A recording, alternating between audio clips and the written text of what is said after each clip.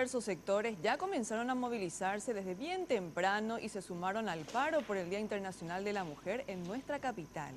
Campesinas, indígenas y también las trabajadoras del sexo alzan su voz para exigir el cumplimiento de sus derechos y mejores condiciones de vida.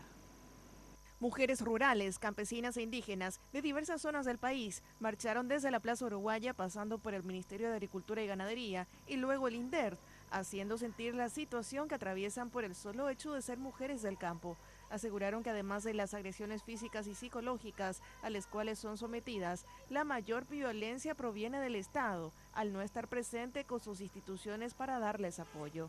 Incluso reclamaron que al tener pareja, ni siquiera son tenidas en cuenta como productoras por parte de las instituciones públicas y son también postergadas en el acceso a la tierra. Ore como productoras, roñe reconocer en todos los espacios, porque ore roñe sentí, no roñe sentí más como de ama de casa, sino que roñe sentí como productora, porque era un vapo 24 horas con cuepes a oreroga, entonces vea peña pedir reconocimiento. Jala ministerio y oye llama ella para que oñe putuo pe sector importante en la sociedad y sobre todo me a la sostén en la familia y en la sociedad.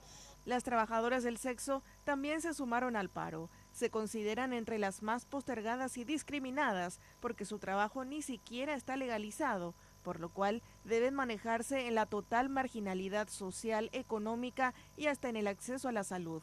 Organizadas en la asociación Unidas en la Esperanza, se encuentran en proceso de elaboración de la Ley del Trabajo Sexual. Nosotras necesitamos urgente la regulación porque al no tener una regulación se violentan los derechos de las trabajadoras sexuales.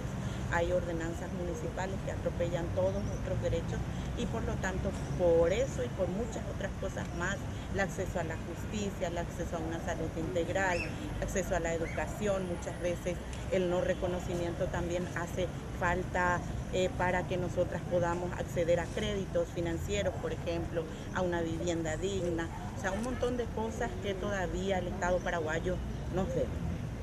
Todas ellas se sumarán también a los actos centrales, que se iniciarán a las 18 horas con una marcha desde la Plaza Uruguaya hasta la Plaza de la Democracia, donde se aglutinarán mujeres de diversos ámbitos en una sola voz.